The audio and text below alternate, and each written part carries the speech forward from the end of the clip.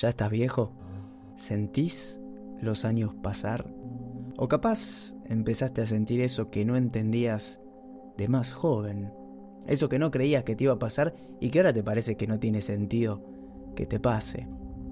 Te ves irreconocible. Ahora, si resonaste con esto, quédate tranquilo. Yo tengo la solución. El milagro. Con una simple inyección mensual vas a poder retroceder en el tiempo y volver a ser ese joven bello, sano y lleno de energía. Si me ves a mí, ¿cuántos años me das? No más de 30 seguro, ¿no? Bueno, yo tengo 65 años. Claramente no me retoqué la cara, no me rellené con botox, las arrugas, ni nada por el estilo. Mi único secreto y el de mi bella esposa es el milagro. Y así es como vendía mi producto.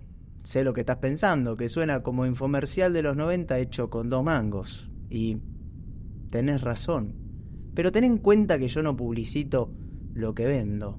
Al principio tuve que convencer a un círculo de señoras muy adineradas y tenía que hablarles en un idioma que tuvieran que entender. Pronto me di cuenta que ese idioma era este. Una vez logré vender mi primer pack de inyecciones de El Milagro, solamente fue cuestión de tiempo y esperar a que se recomiende solo el producto.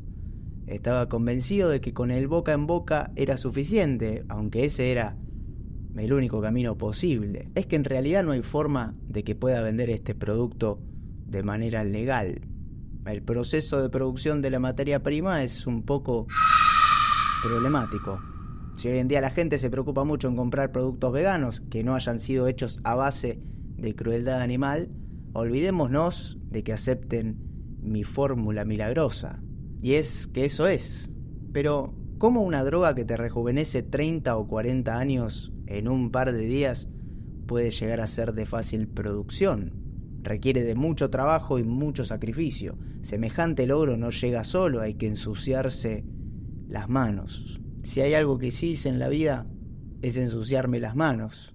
A principios de los 80 conocí a Francisca, mi mujer. Nos cruzamos en una fiesta que hacía un amigo mío, hijo de un milico de alto rango en ese momento. Eran los años dorados. No laburaba, en realidad nunca lo hice. Lo único que se esperaba de mí era que llegue vivo para el momento en que tenga que hacerme cargo de la empresa de la familia.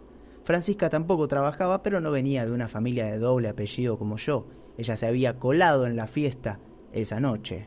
Enseguida conectamos, lo que era un peligro, porque los dos encontrábamos un enorme placer en los excesos y sobrepasar cualquier límite. No me voy a poner a contarte toda mi vida, ni todas las anécdotas que fui coleccionando en esos años de locura junto a mi mujer. Pero déjame decirte que no hay nada que no hayamos hecho.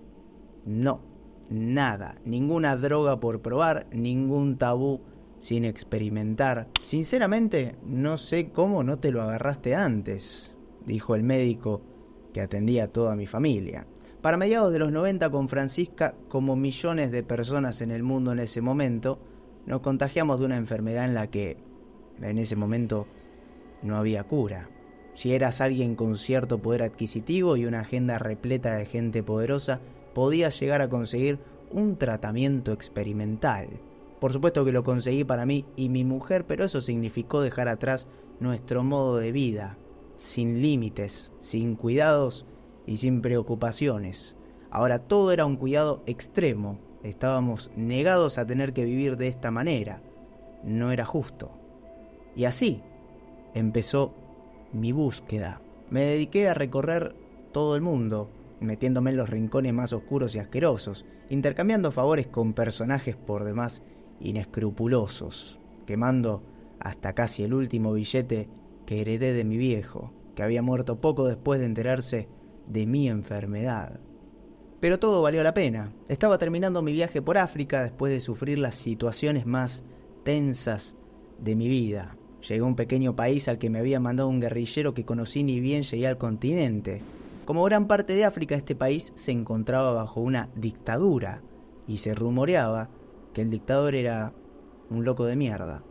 De la peor calaña que puedas encontrar. Si lo mirabas un poco raro, no solamente te mandaba a matar, te mantenía con vida varias semanas bajo tortura. Pero entre estos rumores también circulaba uno que decía que había encontrado la fuente de la juventud eterna. Estaba hacía 10 años en el poder y parecía no haber envejecido un día. Es más, se lo veía muchísimo más joven que el día que se autoproclamó presidente. El guerrillero que me contó esto estaba absolutamente convencido. Hasta me mostró 2 fotos de una revista intentando probar su punto. Y era innegable que se veía mucho mejor. Las canas que empezaron a crecer en su pelo ya no existían. Ahora lucía una melena de rulos que llegaba casi hasta los hombros. Las arrugas y desperfectos de su piel a causa del tiempo y probablemente peleas ya no estaban. Era lisa, perfecta. Y por un conocido de este guerrillero pude llegar a hablar con una persona cercana al dictador. Tenía que picharle mi idea, vender un negocio sin siquiera saber qué era lo que ellos podían ofrecerme. Era tirarme a una pileta vacía. Dije que sabía que el presidente tenía un secreto para mantenerse joven y que quería explotar lo que sea que fuera la fuente de eso. Di una suma totalmente inventada de la plata que podía llegar a bolsillos del infame dictador y en un par de horas estaba charlando con él en su despacho. El ambiente era tenso. Lo tenía enfrente con un revólver en su escritorio y a 2 tipos más que portaban un AK-47 cada uno. En mi inglés muy precario le pregunté su edad. Él con un acento muy marcado me respondió muy seco. 60. No podía creerlo. Parecía un pibe de 20 años. Y antes de que yo empiece a hablar, él me dio una advertencia. Si hacía negocios con él, mi vida estaba en sus manos. No pensé mucho en la amenaza que acababa de escuchar, solamente asentí con la cabeza y él me empezó a contar su secreto. Que no era tan secreto porque es algo que se hacía y hace en una tribu de esa zona. El tema es que son extremadamente hostiles, no aceptan a ningún extraño y mucho menos a un extranjero. Pero este dictador nació en el seno de esta tribu violenta. Cuestión, se separa a los más chicos de la tribu entre los que son más débiles, de los fuertes, y los caciques lideran durante generaciones y generaciones. Logran esto utilizando la sangre de los más débiles. Sí, someten a chicos que van de entre 8 y 12 años a castigos horribles, azotes, amputaciones, fracturas y otras cosas innombrables. Todo esto para liberar el terror, según se lo llama en la tribu. El cacique se toma la sangre fresca inmediatamente después de que el cuerpo del joven no haya soportado más torturas y esto es lo que lo mantiene joven y fuerte. Sinceramente al principio pensé que había desperdiciado muchísimo tiempo y plata, sonaba como magia, y yo no creo en la magia. Pero al mismo tiempo tenía una prueba viviente de que algo real había en esto. El dictador era un hombre de 60 con la apariencia de uno de 20. Valía la pena investigar esto. Me quedé en el palacio durante 15 días, donde habré consumido litros y litros de sangre de chicos inocentes. El sabor puede ser bastante desagradable, así que el dictador lo mezcla en una bebida con vino y frutas, una especie de sangría. Y sí, las canas que me empezaban a aparecer de a poco en esa época desaparecieron, igual que las entradas que tenía en la cabeza anunciando una calvicie temprana, donde volvió a crecer un pelo sano. Me había convencido, esto era verdaderamente mágico. Bueno, sus resultados lo eran, probablemente había una explicación científica y una posibilidad de potenciar aún más los beneficios. Así que llegó el momento de hablar de negocios en serio, pero el dictador no me lo hacía fácil. Era mi culpa por decir una suma de dinero ridícula para conseguir hablar con él porque me pedía un porcentaje del 80% de las ganancias. No era viable, yo estaba en la lona y había dilapidado casi toda mi herencia en la búsqueda de este milagro. En mi última noche ahí no pegué un ojo, mientras antes dormía rodeado de lujos y mujeres. Esa noche no hubo nada. 2 militares me levantaron agarrándome por abajo de los brazos y me tiraron en mi habitación nueva. Por lo que escuchaba, estuvieron en la puerta toda la noche. Al día siguiente tuve mi última conversación con el dictador. Acepté su trato y brindamos con un vaso de su sangría especial. No llegué a tragarla del todo y le extendí mi mano. Me alegro que hayamos llegado a un acuerdo. dijo en un inglés espantoso. Yo asentí con la cabeza y él, haciendo una seña con su mano, mandó a 2 hombres a que me escoltaran hasta mi habitación. Ni bien cerraron la puerta, escupí parte del trago que había quedado en mi boca en una taza de café. Después vacié el frasco de mis pastillas, que se suponía que ya no necesitaba para mantenerme con vida, y lo volqué ahí, rezando que nadie me revise. Estaba en un segundo piso de una zona repleta de hombres armados, pero sabía que a la noche todo se descontrolaba ahí dentro. Hasta los mismos militares se enfiestaban, así que esperé hasta la madrugada y cuando vi mi oportunidad, me escapé. Y así se cerró mi estresante capítulo en África. Nunca más supe nada de él, gracias a Dios, y una vez de vuelta en casa, tuve que gastar lo que me quedaba en armar un laboratorio y conseguir científicos expertos en tema que estén dispuestos a desarrollar una droga de forma totalmente ilegal. Pero por la plata baila el mono. En apenas unos meses teníamos ya una tirada más o menos estable. No quería esperar. Los efectos de lo que había tomado en África ya habían desaparecido. No había lugar para perder tiempo, así que decidí probarla conmigo y Francisca. Funcionó de maravilla, pero había un problema. Resulta que la droga que liberaba el cuerpo de los chicos ante un estrés extremo no es replicable. O sea, no se puede fabricar de forma artificial. Había que obtenerla directo de la fuente, como lo hacían en la tribu. Y por obvias razones no podía volver a ponerme en contacto con el dictador, así que tuve que montar toda una red yo mismo. En los pueblos más recónditos del país, donde la pobreza es sofocante y abrumadora, tengo mis talleres. Familias numerosas, hambreadas, llevan a uno de sus hijos engañados a estos lugares a cambio de una buena cantidad de plata, lo suficiente como para salir a flote o quemarla en excesos. Eso a mí no me importa. Una vez los chicos están ahí, los usamos hasta que se quiebran, por decirlo de una manera menos explícita. Sin embargo, estaba totalmente arruinado, económicamente, porque de salud estaba en mi mejor momento gracias a las inyecciones. Como ni yo ni mi mujer presentábamos efectos secundarios muy extremos más allá de algún malestar la primera semana, empecé mi campaña para conseguir clientes. Ahí es donde recurrí a los círculos cercanos de mi familia, viejas de mucha plata. De esas familias que hace por lo menos 3 generaciones son ricos. No era muy difícil convencerlas, yo era la viva imagen de que funcionaba. Es cuestión de tiempo para que esta droga tenga circulación legal. No sé cómo, pero cada vez hay más gente usándola. Es un secreto que ya no se va a poder esconder y es realmente muy rentable.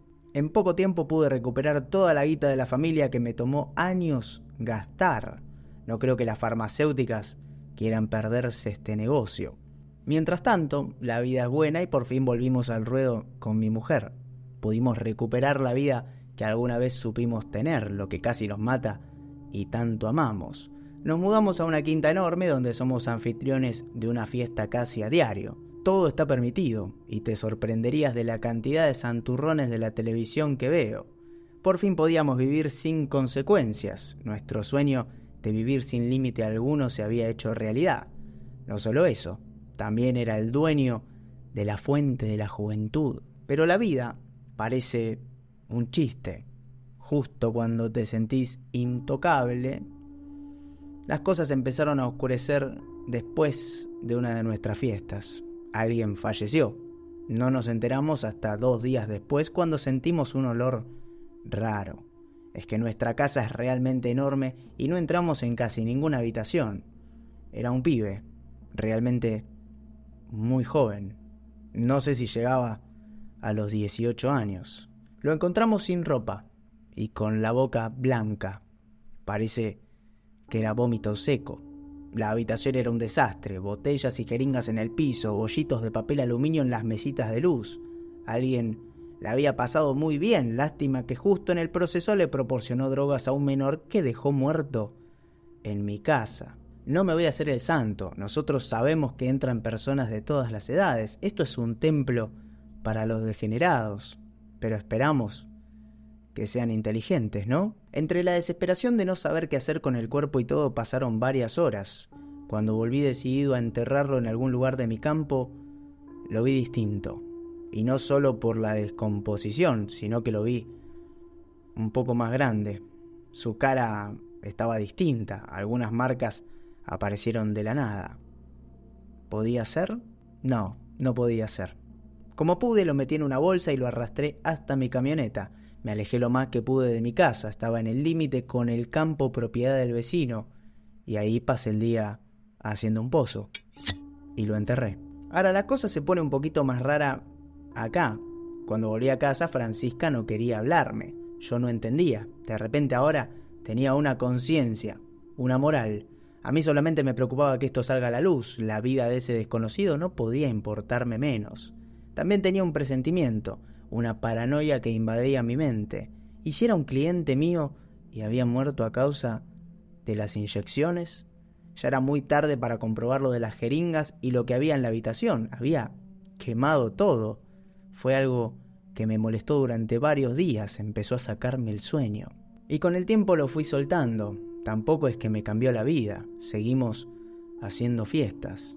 Aunque ahora ya no compartía tiempo con Francisca. Apenas sí hablábamos. Solamente me hablaba cuando necesitaba de su dosis de rejuvenecimiento. Era obvio que ella me tenía resentimiento, me hacía responsable de la muerte de ese chico, aunque yo no tuve nada que ver. Yo no lo obligué a venir, ni lo obligué a hacer lo que sea que hizo esa noche. Hemos estado en situaciones cercanas a la muerte muchas veces en nuestra vida y nunca la había visto reaccionar así. Hasta que un día se acercó para hablarme de otra cosa. Bueno, me llamó a los gritos. Antonio no paraba de chillar.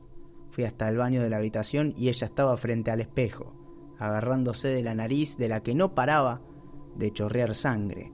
Un montón de bollos de papel tirados en el lavamanos y el piso.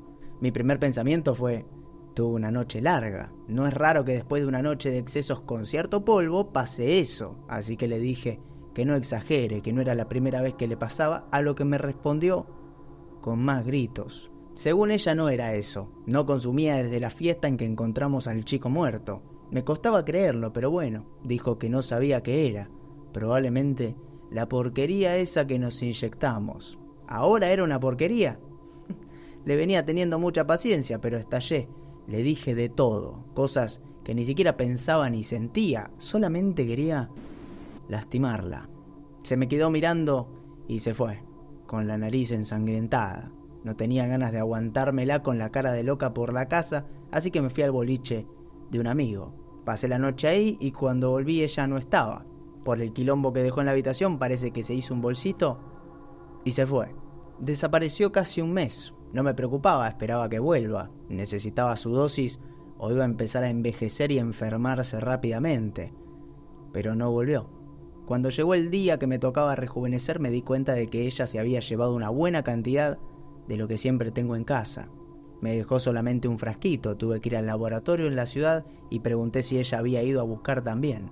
Me aseguraron que no la veían hace rato. Empecé a preocuparme un poco, pero no iba a buscarla, que se maneje, pensé. Armé una fiesta ese día, fue un descontrol, duró 2 días enteros. Cuando me desperté entre el quilombo que era la casa, prendí la tele y me senté a desayunar. Falleció Babatunde, violento y misterioso dictador de Colombraro, quien finalmente se llevó a la tumba el secreto de su aparente juventud eterna. Según las noticias, había muerto por sobredosis o envenenamiento. Era difícil saber con exactitud por el hermetismo de la dictadura, pero yo sabía a causa de qué fue. Puse la tele en silencio y empecé a llamar desesperado a Francisca. Ni siquiera tenía tono, no sabía a quién llamar, a quién acudir. ¿A la policía? Ni en pedo. Entonces miré a la pantalla otra vez. Había una mujer de unos 40 años, se me hacía conocida, era una famosa.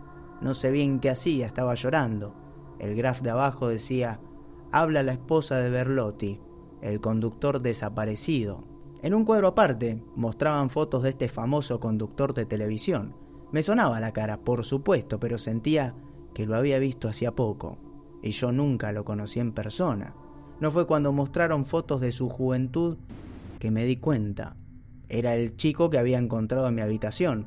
¿Él era cliente mío? No tengo idea, ya no tengo tanto control sobre eso. A ver, realmente no sabía cuáles eran los efectos de la droga a mediano plazo. Nunca hicimos pruebas, ni siquiera cuando recuperé todo el capital invertido. Sabía que eventualmente iba a tener que tomarla, o iba a empezar a volver a ser un viejo horrendo y enfermo. Había llegado a una edad en la que era más probable que mi enfermedad me mate, si es que dejaba de inyectarme con el milagro. Pero no lo hice. Me recluí en casa esperando lo peor, que de alguna manera conecten todo y descubran mi droga, la forma en la que consigo la materia prima y matando niños de familias pobres, que la vendo sin siquiera saber las consecuencias que tiene que tener.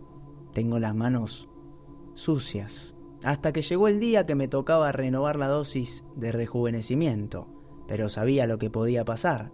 Si le había pasado a Berlotti, a Babatunde y probablemente a mi mujer, era cuestión de tiempo para que me toque a mí.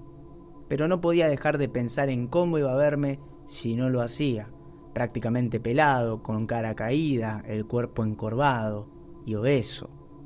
Ya no me importaba la enfermedad, solamente quería verme en el espejo todos los días y encontrar un joven exitoso. Así que me acerqué al minibar donde guardo los frascos, agarré uno y preparé la jeringa. Después de un shot de vodka para el coraje me lo inyecté en el muslo y me sentí invencible otra vez. Aunque a los pocos segundos me di cuenta de lo que estaba haciendo. Ahora estoy sentado en la barra de casa vaciando de a una las botellas, esperando lo peor. Siento una taquicardia que empeora cada minuto, pero no me importa. Voy 3 inyecciones más. Si voy a morir, al menos quiero dejar un cuerpo joven y bello.